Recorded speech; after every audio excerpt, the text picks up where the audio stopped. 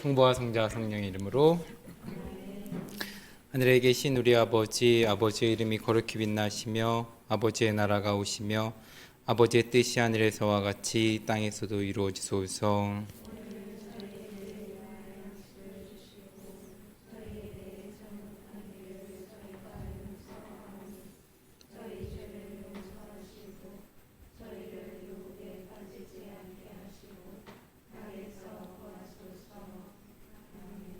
성부와 성자와 성령의 이름으로. 잘 오셨습니다. 모르겠어요. 제가 여태까지 잘 들리시나요?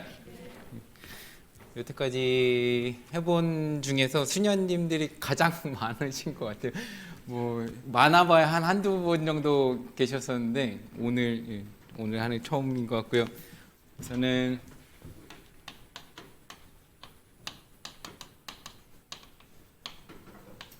작은 형제 김요한 형제라고 하고요. 뭐 얘기 들으셨겠지만 뭐 요한계 문헌이라는 제목으로 2달, 그러니까 8주 정도 이제 같이 만날 건데요. 요한복음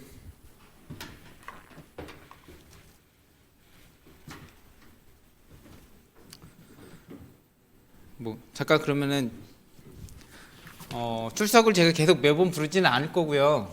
그래도 어느 정도 이렇게 수녀님들하고 자매님들 이 성함을 제가 알고 있는 게 좋을 것 같아가지고 얼굴 익힌다라는 측면에서 오늘 한 번만 이제 여쭤보겠습니다.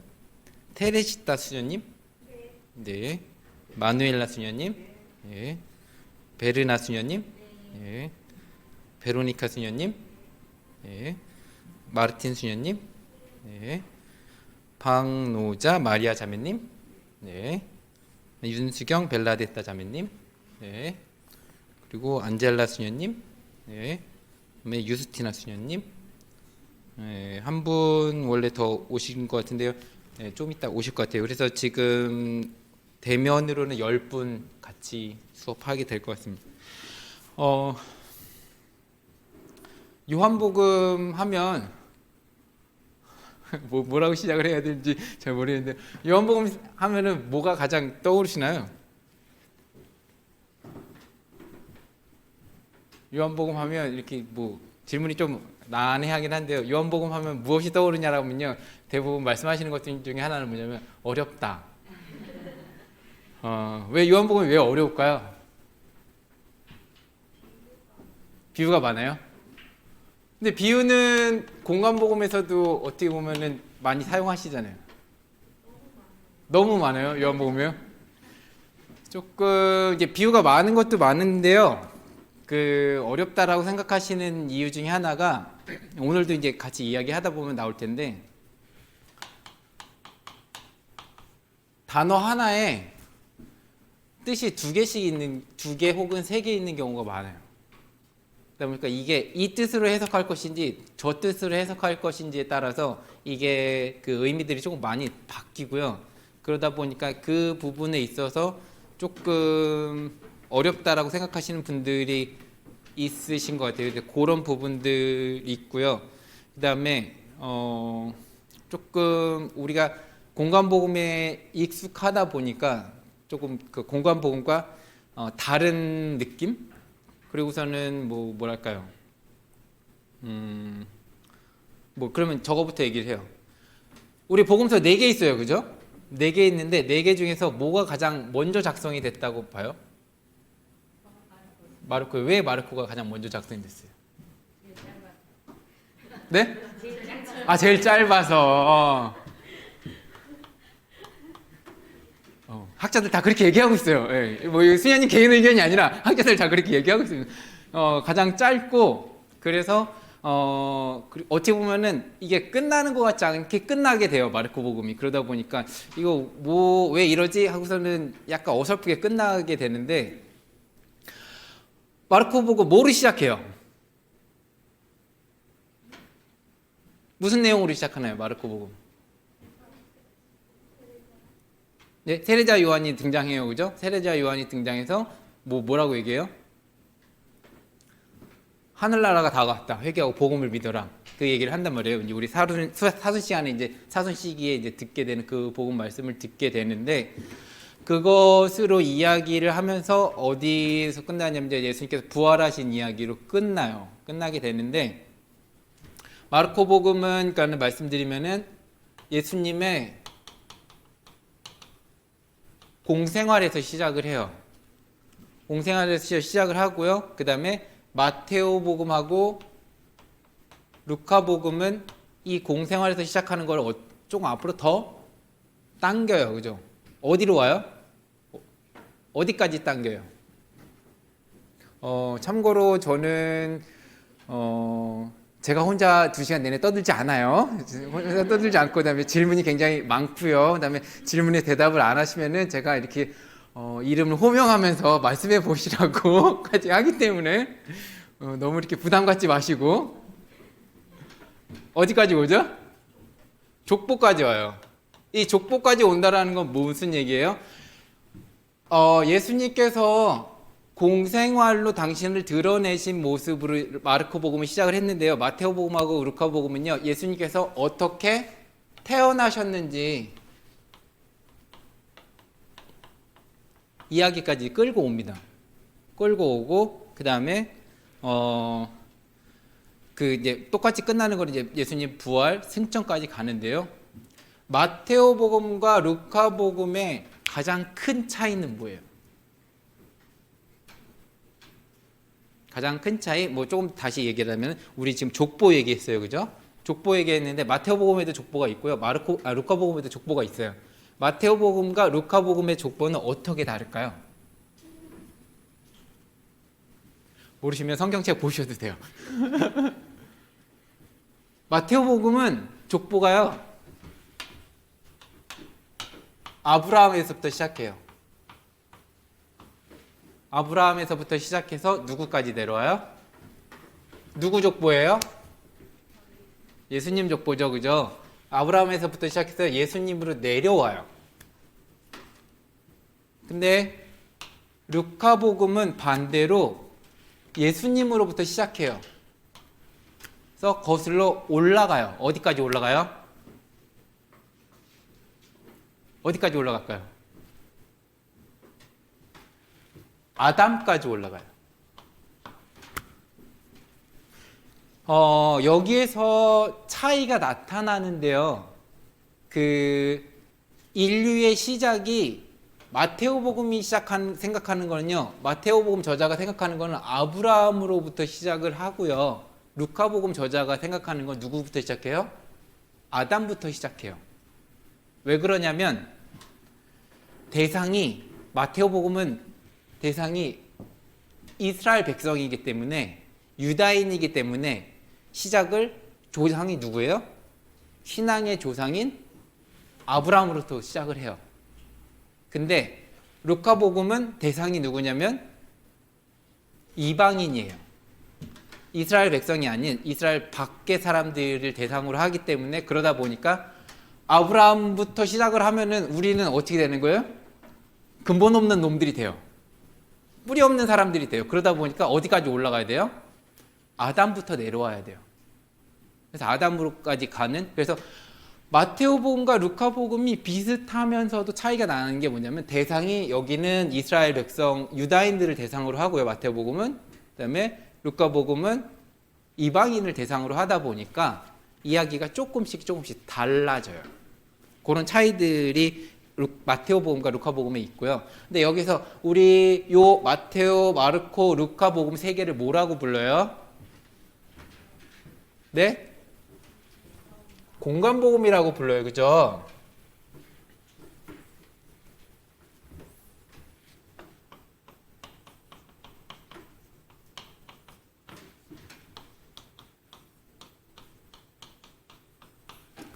시놉틱이라고 쓰는데요. 앞에 이제 씬이라는 단어하고 옵틱이라는 단어가 있어요. 근데 그 씬이라는 단어는 어디에서 들어보셨을 거냐면요.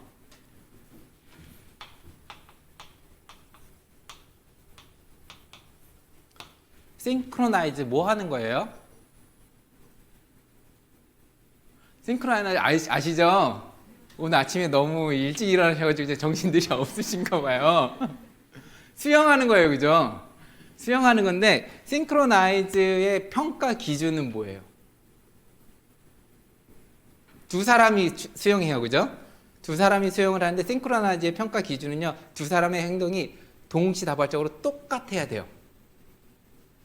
그 얘기는 뭐냐면요, 여기 seen이라는 단어는요, 함께라는 의미를 갖고 있고요. 크로나이즈는요, 크로노스라는 단어 들어보셨죠? 크로노스가 뭐냐면요, 시간이란 뜻이에요.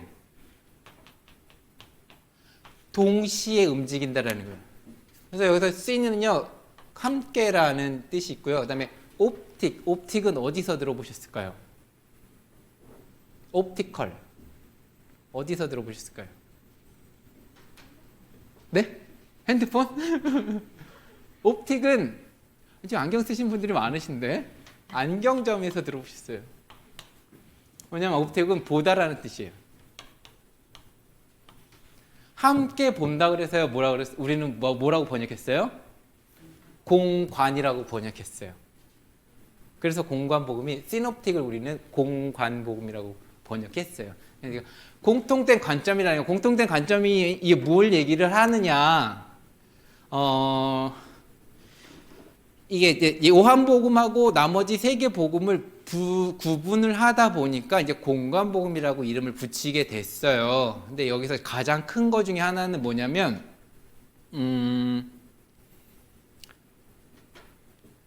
공관복음, 마테오, 마르코, 루카복음의 구조는 어떤 식으로 되어 있냐면요. 예수님께서 공생활을 하시든 아니면 뭐 태어나시든 간에 이 시작을 어디서 하셔요? 갈릴레아에서 시작을 하셔요. 갈릴레아에서 시작을 하신 다음에요. 어디로 가세요? 어디를 향해서? 예루살렘을 향해서 가요. 그러니까 예루살렘을 향해서 올라가시는 길이고요. 예루살렘을 향해서 가신 다음에 예루살렘에서 잡히시고 순환당하시고 돌아가시고 묻히신 다음에 부활하시고 승천하신, 이게 일련의 이야기로 그냥 쫙 한 번에 훑어져요. 이게 이 스토리가 이 그 구조가 마테오, 마르코, 루카는 똑같아요. 근데 여기에 좀 살이 붙어 있느냐 없느냐 이런 차이들만 있는 거예요. 그래서 학자들이 마테오, 마르코, 루카복음 세 개를 딱 놓고서는요, 이걸 비교를 했어요. 비교를 하니까는 이 구조도 다 똑같고, 그다음에 그 심지어는 이야기 순서도 똑같고, 약간 뭐 다른 부분들이 있지만 이 큰 맥락은 다 똑같다 보니까 이걸 공관복음이라고 이야기를 해요. 그래서 또 하나 나타나는 모습이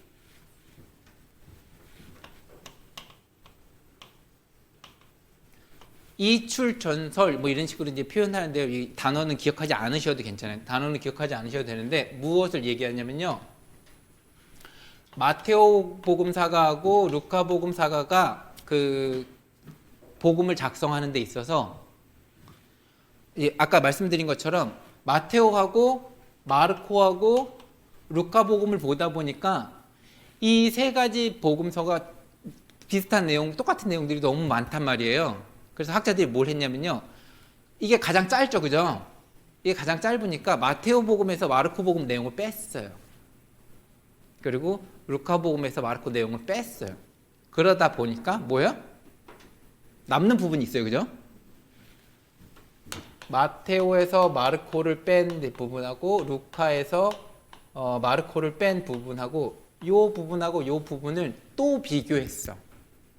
또 비교하다 보니까 또 무슨 일이 벌어져요? 또 비슷한 점이 있어.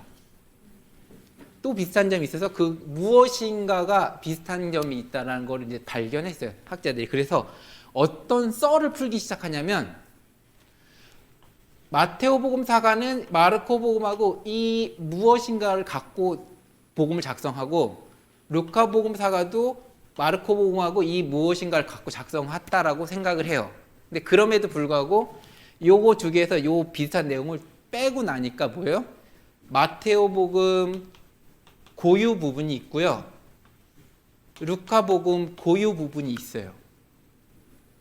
이렇게 됐고, 그다음에 그래서 이 무엇인가를 원천사료라고 불러요. 원천사료라고 부르는데 이거를 어디 나라 사람들이 했냐면 독일 사람들이 했어요. 독일 사람들이 했으니까 이름을 뭐라고 붙였겠어요? 독어로 붙였겠죠, 그죠? 원천 영어로 뭐라고 부를까요? 샘. 샘 뭐라고 해요? 영어로. 우리 지금 봄이에요, 그죠? 봄. 스프링이잖아요, 그죠? 샘 스프링인데 독어로 크벨레라고 읽어요. 원천이라는 단어를 크벨레라고 그래서 그래서 이거를 뭐라 하냐면 요거를 큐문헌이라고 불러요. 큐문헌이라고 부르는 이유가 이 크벨레라는 단어가 원천이라는 뜻인데요. 샘 뭐 그런 의미인데 이거를 이제 크벨레 원천이라는 거 해서 이 큐에 따와서 큐문헌 이렇게 불러요. 그래서 두 개의 원천을 가지고 썼다 그래서 이출전설이라고 부르는 거예요.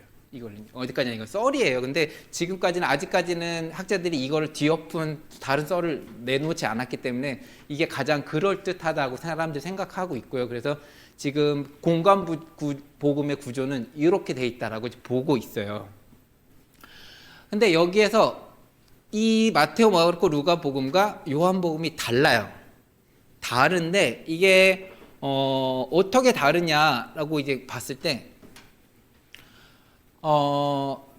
마르코 복음은 예수님께서 생활을 시작하시면서 하느님 나라가 다가왔으니 회개하고 복음을 믿어라 이렇게 얘기를 하면서 계속 이렇게 기적도 보여주시고 이런저런 걸 하시면서 치유도 해주시고 이러면서 이제 행동을 하신 다음에 가르침도 주시고 그러면서 사람들이 이 사람이 우리가 기다려온 메시아인가?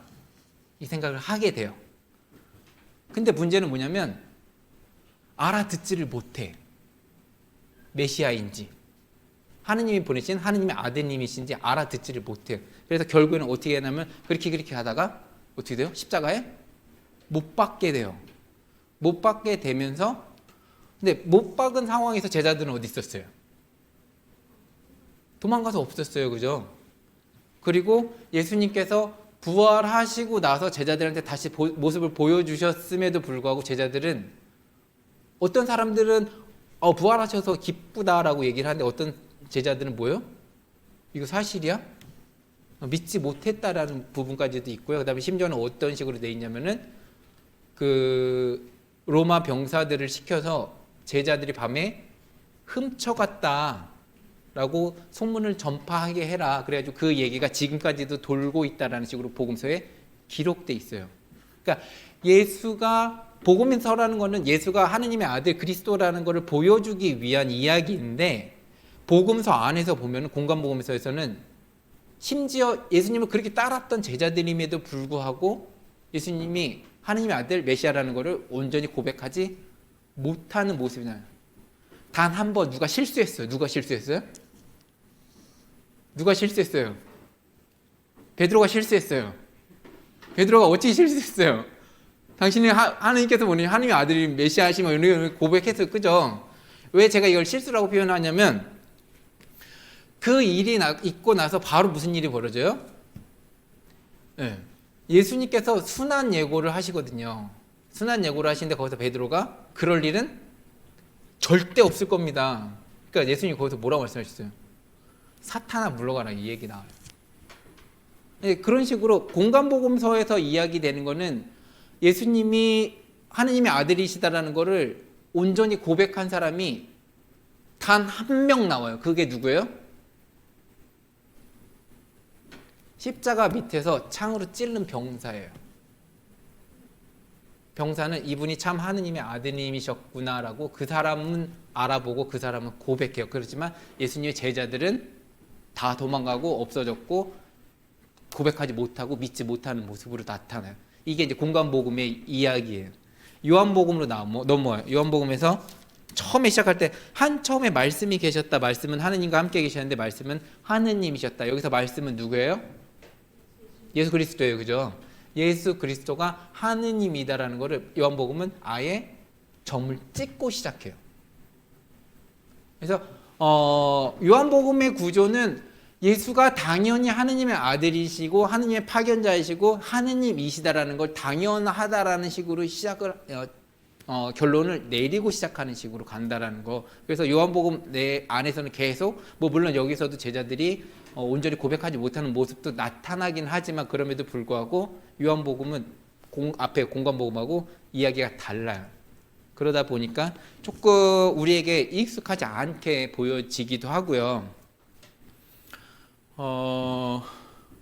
우선 여기까지 이야기 중에서 혹시 질문이나 궁금하신 게 아니면 뭐 이해 안 되시는 부분 있으실까요? 없으시면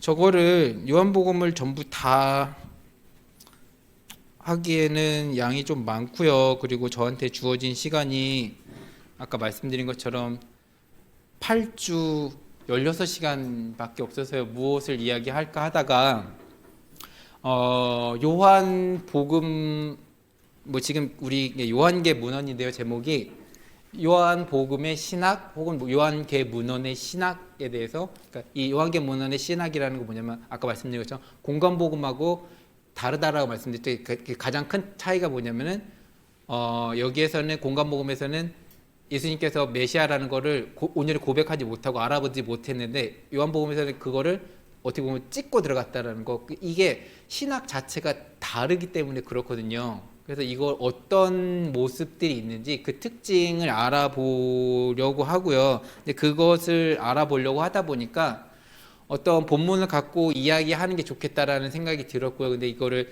어떤 본문을 갖고 이야기를 할까 이제 고민을 하다가 생각을 했던 것이 요한복음에 나타나는 특정 단어들을 같이 이제 돌아보는 식으로, 그래서 그 단어가 있는 그 본문들을 찾아서요. 그거를 이제 제가 주석학적으로 이제 주석서를 보면서 이게 어떤 의미인지 같이 이제 그 부분을 같이 볼 거고요. 그러면서 이 단어가 요한복음에서 어떻게 사용이 됐는지, 그래서 이 단어를 통해서 요한복음에서 어떤 것을 요한복음사가는 어떤 것을 이야기하고 싶어 하는지, 그거를 이제 지금 16시간 동안 볼까 지금 생각 중이고요. 그래서 첫 번째 뭐 영원한 생명, 그다음에 어둠, 그러니까 영원한 생명이라는 단어는 오늘 이제 같이 이야기 시작할 건데요. 아까 표현해드린 것처럼 공관복음에서는 예수님께서 등장하시자마자 하신 말씀이 뭐예요? 뭘 선포하러 오셨어요? 하느님 나라를 선포하러 오셨어요. 그죠? 하느님 나라를 선포하러 오셨는데 요한복음에서는 하느님 나라라는 단어가 몇 번 나와요? 단 2번 나와요. 그래서 이게 중요한 하느님 나라라는 단어 자체가 굉장히 중요한 단어잖아요. 근데 하느님 나라라는 단어가 나타나지 2번밖에 안 나타나요. 그리고 이것도 2번 나타난다는 게 하느님 나라에 들어가야 된다라는 식으로, 하느님 나라가 다가왔다라는 식으로 말씀하시지 않으세요. 그렇다면은 예수님께서는 하느님 나라를 선포하러 오신 게 아닌 거잖아요. 요한복음에서는. 그죠? 근데 분명히 예수님께서는 하느님 나라를 선포하러 오셨단 말이에요. 그죠? 그렇다면 이게 요한복음에서는 다른 표현으로, 다른 단어로 표현됐을 거라는, 그 표현이 뭐예요? 영원한 생명이라는 단어. 근데 왜 영원한 생명이라는 단어로 표현을 바꾸셨는지 그거에 대해서 이제 먼저 알아볼 것이고요. 그 다음에 두 번째 이제 어둠이라는 단어인데요. 어둠 단어 자체가 이제 먼저 어두워. 어둠이라는 단어가 어떻게 보면은 썩 좋은 단어, 긍정적 단어는 아니잖아요. 그죠? 근데 이 어둠이라는 단어를 그래서 우리가 굉장히 피하고 싶고, 그다음에 우리 신앙생활에 있어서 저 어둠이라는 거에 대해서 조금 부정적으로 생각하는 부분들이 굉장히 많은데, 요한복음 안에서 저 어둠이라는 단어가 꼭 그렇게 부정적으로만 사용되지는 않았어요. 어떤 부분에서 어떻게 부정적으로 사용되지 않았는지 그 부분을, 그리고 왜 요한복음사가는 왜 그렇게 부정적으로만 보지 않았는지, 그게 이제 요한복음 신학하고 연결이 되기 때문에 이제 그 부분을 같이 볼까 하고요. 그 다음에 우리 같이 볼 게 이제 모세인데요. 모세라는 사람은 굉장히 이스라엘 백성에게 있어서 굉장히 영향력 있는 사람이에요. 왜 영향력 있어요? 다 아시잖아요, 그죠? 일부러 대답 안 하시는 거죠? 뭐 가장 큰 것 중에 하나는 10계명을 모세가 직접 받아왔고요. 그 다음에 10계명을 받았다라는 측면에서 거기서 같이 표현되는 것 중에 하나는 뭐냐면 하느님하고 얼굴과 얼굴 마주대고 대화했다, 친구처럼 대화했다, 이런 부분들이 있어요. 얼굴과 얼굴 대화했다라는, 마주보고 대화했다라는 게 나중에 어떻게 표현돼 있어요? 이거를 우리는 지복직관이라고 표현해요. 그죠? 직접적으로 바라보는 것이 지극한 복이다라는 식으로 표현한단 말이에요. 이거를 모세는 직접 이 세상에서 살았던 사람이란 말이에요.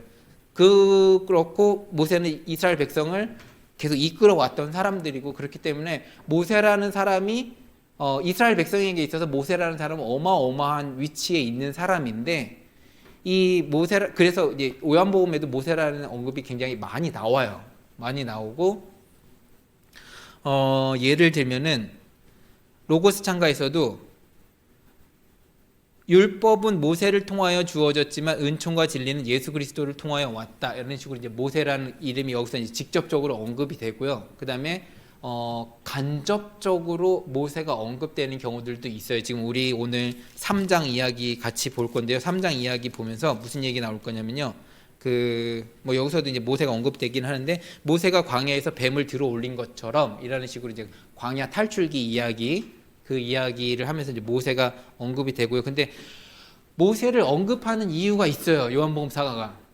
모세가 뛰어나서요? 모세가 위대해서요? 모세를 언급할까요? 그렇지 않아요, 절대. 요한복음 사가에게 있어서 가장 중요한 사람 누구예요? 예수님이에요. 예수님이기 때문에 예수님 이외에 다른 사람은 다 필요 없어요. 모세를 언급한다는 건요, 모세가 굉장히 중요한 사람이고 모세가 굉장히 뛰어난 사람이에요. 그런데 우리 예수님은 이 모세보다 더 훌륭한 분이야라는 걸 이야기하고 싶어서 모세를 언급하고 있어요. 그런 부분에 있어서 이제 모세를 우리가 같이 바라볼 것이고요. 그 다음에 살과 빵이라는 단어, 어떻게 보면 5천 명을 먹이신 이야기는 4개 복음서에 다 있어요, 그죠? 4개 복음서에 다 있는데, 나중에 이제 그걸 보게 될 건데요. 5천 명을 먹이신 이야기가 요한복음에도 있는데, 이 요한복음에 있는 5천 명을 먹이신 이야기가 공관복음에 있는 이야기하고 달라요. 이해 안 되시죠? 뭐가 다른지.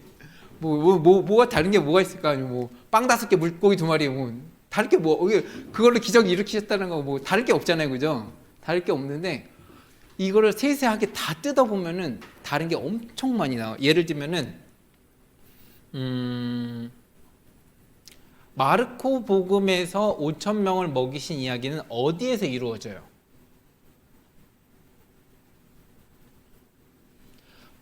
빵이 없었어요. 구할 수 없었어요. 왜 구할 수 없어요? 광야니까. 외딴 곳이니까 빵을 구할 수 없었어요. 시간도 오래됐고, 그다음에 여기는 광야고, 그래서 구하러 갈 수 없고, 이런 상황이에요. 그래서 공관복음에서의 5천 명을 먹이신 이야기는 광야에서 이루어져요. 근데 요한복음에서 이루어지는 5천 명을 먹이신 이야기는 어디에서 이루어지냐면요. 네? 어디에서? 티베리아스 호수가인데요. 조금 더 보시면은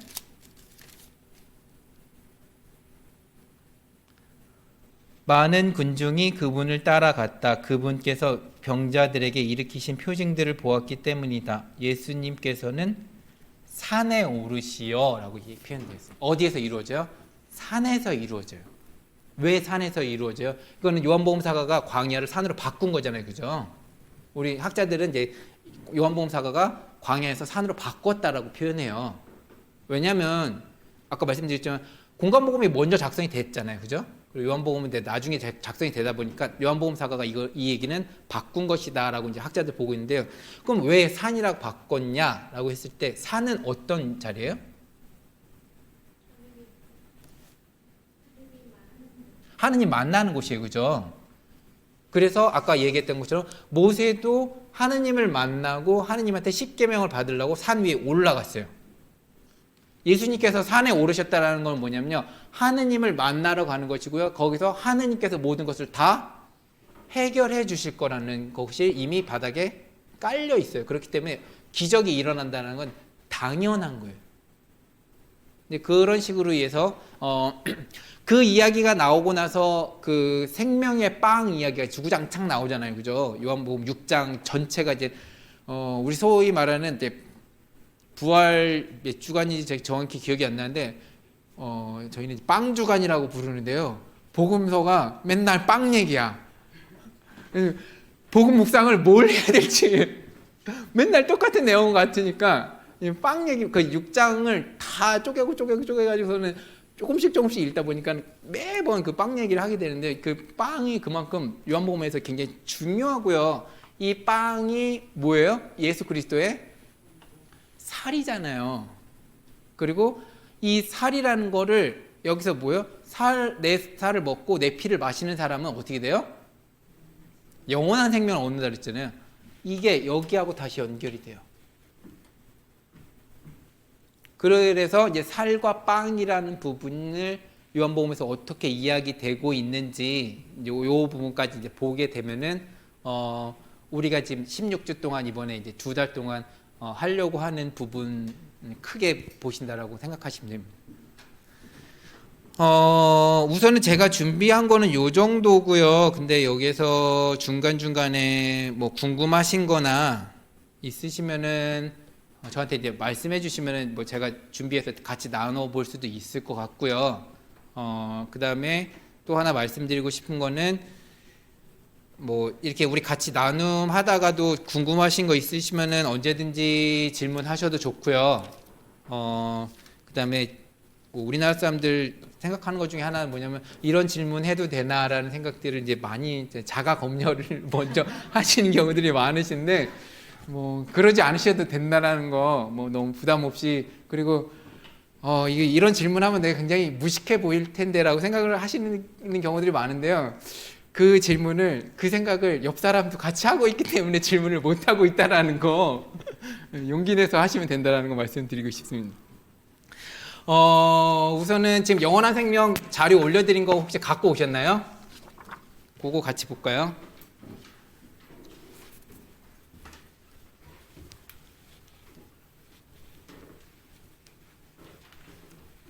제가 하나 또 잠깐 뭐 빠뜨린 게, 하느님 나라라고 아까 말씀드렸잖아요. 하느님 나라라고 표현했는데, 이게 그 마르코 복음에는 하느님 나라라고 표현되어 있고요. 이게 마테오 복음으로 가면서 단어가 바뀌어요. 뭐라고 바뀌어요? 마테오 복음으로 가면서 하늘나라라고 바뀌어요. 근데 루카 복음에서는 그대로 하느님 나라라고 그대로 남아있어요. 이 얘기는 마테오 복음사가 바꿨다라는 거잖아요. 마테오 복음사가 왜 바꿨을까요?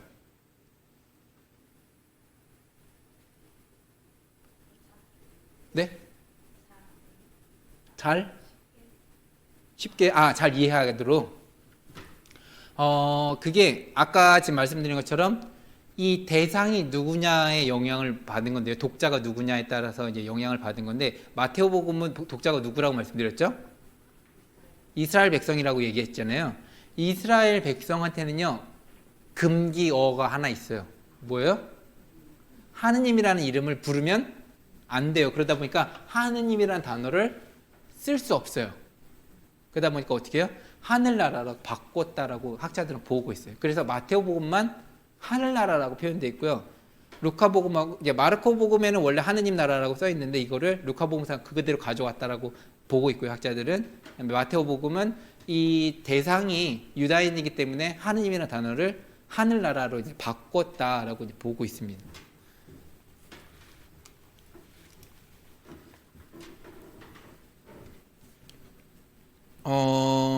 그래서 그 나눠드린 자료 보시면은 그 들어가는 말은 뭐 지금 제가 설명드리면서 어느 정도 말씀드린 것 같아요. 그래서 그 니코데모와 이야기하시다라고 이야기되어 있는 그 3장 1절 부분부터 같이 볼게요.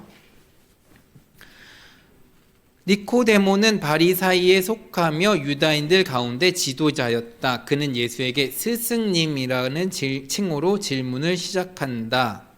이게 얘기가 이제 3장 1절, 2절 이야기예요. 근데 보시면은 3장 1절에서 바리사이 가운데 니코데모라는 사람이 있었다. 그는 유다인들의 최고의회 의원이었다. 그 사람이 밤에 예수님께 와서 말하였다. 언제 왔어요? 밤에 왔어요. 왜 밤에 왔어요? 다른 사람들이 보면 안 되니까 밤에 왔어요. 다른 사람이 보면 안 되는 이유가 뭐예요? 이 사람이 바리사이라고 그랬어요. 바리사이가 예수님하고 친한 거를 다른 사람들이 누가 보면 안 돼요? 다른 바리사이들이 보면 안 되기 때문에 이제 밤에 예수님을 찾아온 모습으로 나타납니다. 스승님, 저희는 스승님이 하느님에게서 오신 스승님이심을 알고 있습니다. 여기서 이제 스승님이라는 표현으로 이제 예수님을 이야기하고 있고요. 그래서 여기서 우리는 알고 있습니다. 라고 하면서 우리는 안다 라는 그의 표현은 자신이 예수를 올바르게 분류할 수 있다고 생각하고 있음을 드러낸다. 네, 이제 나는 너가 누군지 안다라는 거죠. 근데 여기에서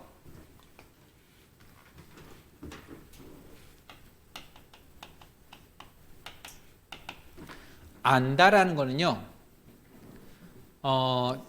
그 성경 안에서 안다라는 단어들이 가끔 나오는데요. 안다라는 단어는 뭐냐면요, 내가 너를 알아. 이거는 너가 어떤 사람인지 안다라는 거고요. 너가 어떤 사람인지 안다라는 건 네가 어떻게 생각을 하고 어떻게 행동할지도 내가 다 예상을 할 수 있다라는 것이고요. 그 예상을 할 수 있다라는 건 뭐예요? 내가 너를 통제할 수 있다라는 거예요. 그러니까 그 얘기는 뭐냐면 내가 너보다 위에 있다라는 거예요. 그래서 하느님께서 당신을 보여주지 않으시고 당신을 드러내지 않으신다라는 거, 그러니까 하느님 알 수 없는 하느님이잖아요. 구약에서 이야기하는 하느님은 알 수 없는 하느님인데요. 알 수 없는 하느님이라는 건 뭐냐면요, 인간이 하느님을 알지 못한다라는 거, 인간이 하느님보다 위에 있지 못하다라는 거예요. 그래서 거기서 구약에서의 거룩함이라는 하느님의 거룩함을 이야기할 때는요, 하느님 알지 못하는 하느님, 하느님 우리와 가까이 계시지 않는 하느님, 하느님은 저 멀리 계시는, 그래서 우리가 범접할 수 없는 하느님, 이런 식으로 표현이 됐어요. 거룩함이라는 표현이 구약에서는 그런 의미로 이제 많이 사용이 됐고요. 여기서 니코데모가 뭐래요? 나는 당신이 누군지 안다라고 표현해요. 뭐 물론 이 사람 바리사이였어요. 바리사이다 보니까 그 성경을 연구하는 사람이었고, 그래서 그 어느 정도 지식을 갖고 있었을 거란 말이에요. 근데 그럼에도 불구하고 조금은 뭐 경솔한 표현, 뭐 이런 식으로 이제 안다라고 표현하고 있어요. 근데 여기서 더 보시면 하느님에게서 오신 스승이라는 표현으로 그가 예수를 예언자로 생각하고 있음을 알 수 있다. 그러니까 예언자라는 표현이 하느님에게서 오셨다라는 표현은 예언자들을 다른 식으로 표현하는 표현인 거예요. 그러니까 하느님에게서 오신 스승이라는 거는 스승님은 예언자다라는 표현을 이제 다른 표현으로 한 거죠. 그러나 그는 예수의 파견을 온전히 이해하지는 못하고 있다. 왜 못하고 있느냐면 여기 보시면은 그는 예수가 하느님에게서 왔다고 표현하는데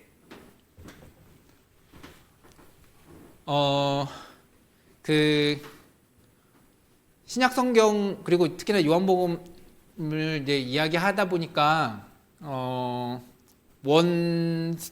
원어를 보게 되고요. 그래서 제가 할 수 없이 이상한 글씨를 많이 쓸 거예요. 근데 이상한 글씨를 많이 쓰는 거에 대해서요, 전혀 부담 갖지 마시고요. 못 알아들으셔도 전혀 상관없고요. 그냥 이상한 게 있구나라고 이제 생각하시면 됩니다.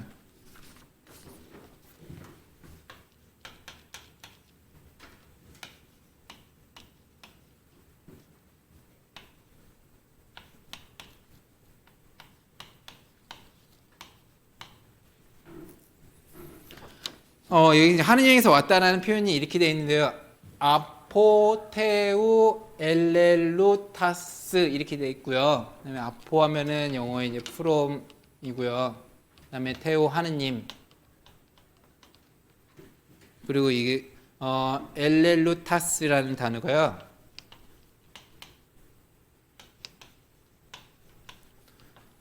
에르코마이라는 동사가 이제 오다라는 의미인데요. 오다라는 의미의 완료형을 썼어요. 시제는 완료형을 썼고요. 근데 그 다음 줄에 보시면 사실 예수는 하느님에게서 나왔다라고 이제 적어드렸는데요.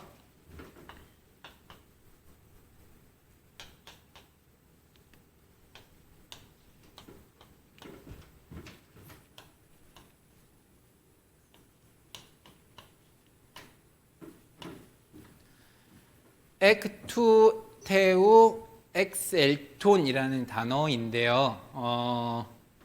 에크는 이 에크가 어떤 식으로 변형이 되어 있냐면요.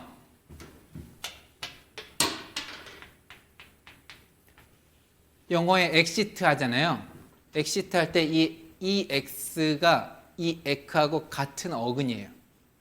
이 에크하고 아니면은 이렇게 된다든지 이 두 단어가 영어로 넘어가면서 EX라는 단어로 이제 바뀌게 돼요. 그래서 이제 탈출이잖아요. 엑시트는요. 이 에크도 그런 의미를 갖고 있다고 생각하시면 돼요.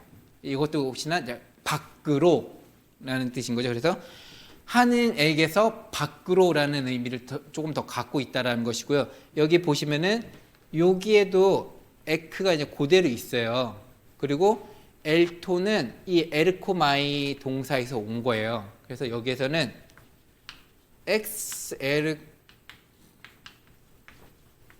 엑스에르코마이라는 동사고요.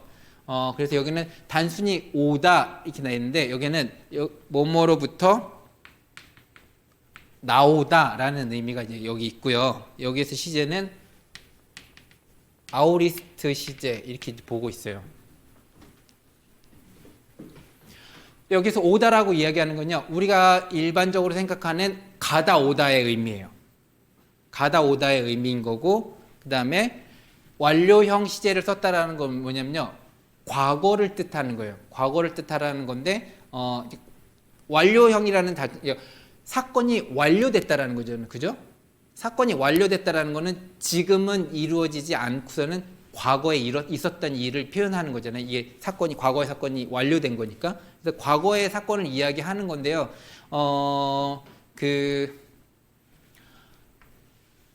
그런 일이 과거에 있었다라는 거를 단순하게 표현하기 위한 그 시제가 이제 완료형 시제라고 이제 보시면 되고요. 근데 여기서 엑스 에르코마이라는 단어를 통해서 뭐냐면요. 나오다라는 단어 표현인데 이게 조금 더 나아간다면은 우리가 어떤 표현을 쓰냐면요. 성령이 성부와 성자를 통해서 발출되었다 뭐 이런 식으로 표현하잖아요. 그 니케아 콘스탄티노플 신경인가요? 거기에서 이제 성령을 이야기하면서 성부와 성자에게서 나오며 뭐 이런 식으로 표현되는데 그런 때에 나오다라는 표현이 이런 같은 의미라고 생각하시면 돼요. 그러니까 이게 단순히 사람이 오고 가다라는 게 아니라 어디로부터 나왔다라는 거. 근데 이게 어디로부터 나왔다라는 게 조금 더 나아간다면 어떤 의미냐면 아버지가 어디로부터 나왔어요? 하느님으로부터 나왔잖아요. 하느님 아버지께서 예수 그리스도를 세상으로 파견했다라는 의미까지 이 안에 포함되어 있다고 보시면 돼요. 그리고 여기서 시제가 아우리스트라는 시제를 썼는데요. 아우리스트도 시제로는 과거예요. 과거를 뜻하는 건데 이거는 과거에 이게 이루어진 게 과거다라는 걸 이야기하고 싶은 게 아니라 과거에 이런 사건이 있었다라고 그 사건 자체에 중점을 두기 위해서 완료형이 아닌 아우리스 시제를 쓰고 있다라는 거예요.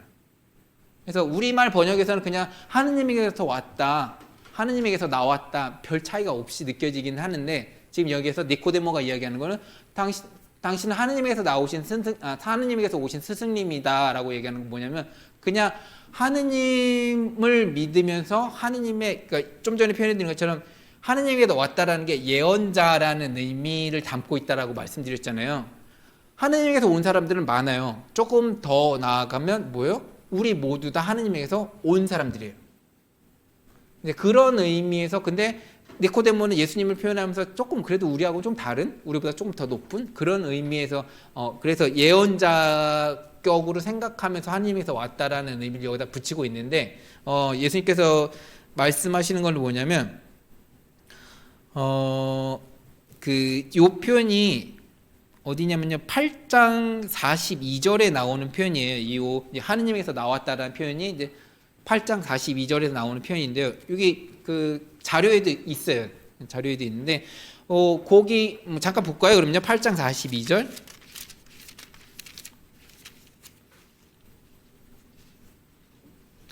8장 42절에 보면요. 예수님께서 그들에게 이르셨다. 하느님께서 너희 아버지시라면 너희가 나를 사랑할 것이다. 내가 하느님에게서 나와 여기에 와 있기 때문이다. 여기서 이제 하느님에게서 나와라는 표현이 있는데요. 이게 지금 표현해 드린 것처럼 하느님에게서 성령처럼 하느님에게서 발출됐다라고 표현하지는 않죠. 예수 그리스도에 대해서는 하느님이 세상에 파견하신 존재, 파견자로서 여기에 와 있다라는 의미를 이제 얘한테 담고 있다라는 거예요. 무엇을 얘기하고 싶냐면요. 예수님께서는 당신을 바라보시는 관점이 이거란 말이에요. 하느님께서 나를 세상에 파견하셨다라는 거, 하느님에게서부터 나왔다라는 고 자신을 생각하시는데 니코데모는 뭐라고 얘기했어요? 그냥 하느님께서 왔다라고 표현했는 거예요. 그러니까 네가 이야기하는 게 정확히 맞지는 않아를 이야기하고 싶으신 거죠. 여기서.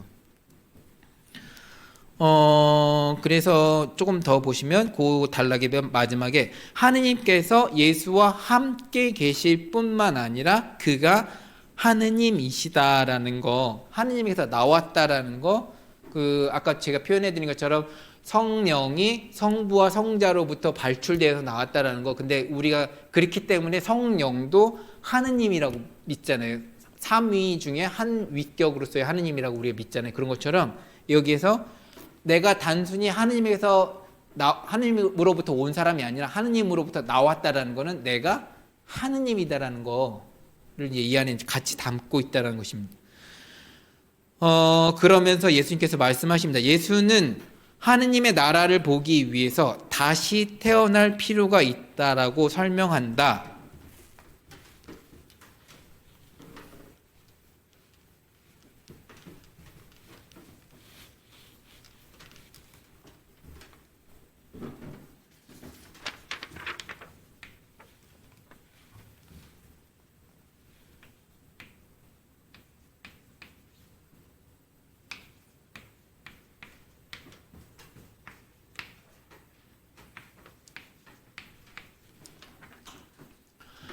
겐네테나이 아노텐 이렇게 읽는데요.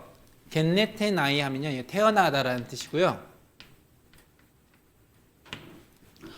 지금 여기 3장에서 니코데모하고 예수님이 서로 의견 충돌이, 그러니까 서로 핀트가 안 맞는 이유는 뭐냐면요. 이 아노텐이라는 단어 때문에 그래요.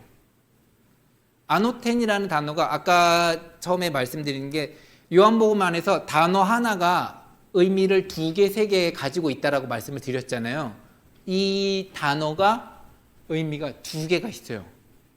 근데 이 2개의 의미를 니코데모가 생각하는 의미와 예수님이 의도하시는 의미가 다르다 보니까 둘이 대화가 안 맞게 되는 거예요. 그래서 보시면은 다시 태어남, 그러니까 다시라는 의미가 하나 있고요. 그다음에 위로부터라는 의미가 있어요. 그러다 보니까 이 나타나는 건 뭐냐면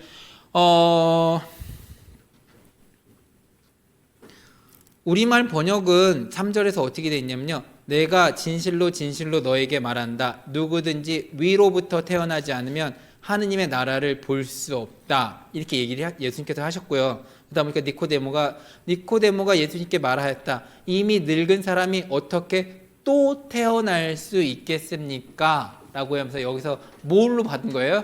니코데모는요? 다시라는 의미로 받아들였어요. 예수님의 말씀을. 그러다 보니까 여기에서 예수님께서 다시, 그러니까 뭐 좀 더 읽으면 어머니 뱃속에 다시 들어갔다가 태어날 수 없지 않습니까? 라고 이야기하고 있고요. 그래서 예수님께서 대답하셨다. 내가 진실로 진실로 너에게 말한다. 누구든지 물과 성령으로 태어나지 않으면 뭐예요? 이 위로부터라는 단어를 다른 식으로 해석해서 뭐예요? 물과 성령으로 태어난다라는 거로 말을 이제 조금 더 바꿔서 표현하고 계시죠.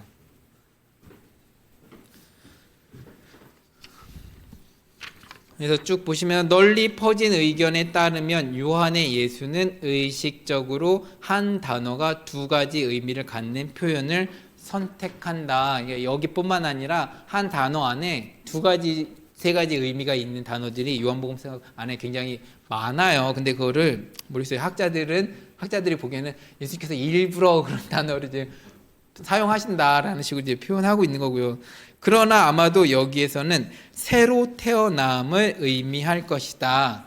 이 이제 위로부터라는 게 다시 이야기하면은 새로라는 의미인 거죠. 새롭게 태어난다라는 거. 하느님을 왕으로 언급하는 것은 요 얘기는 네, 뭐 조금 쉬셨다가 할게요. 여기까지만 이야기하고요. 혹시 여기까지 질문 있으실까요?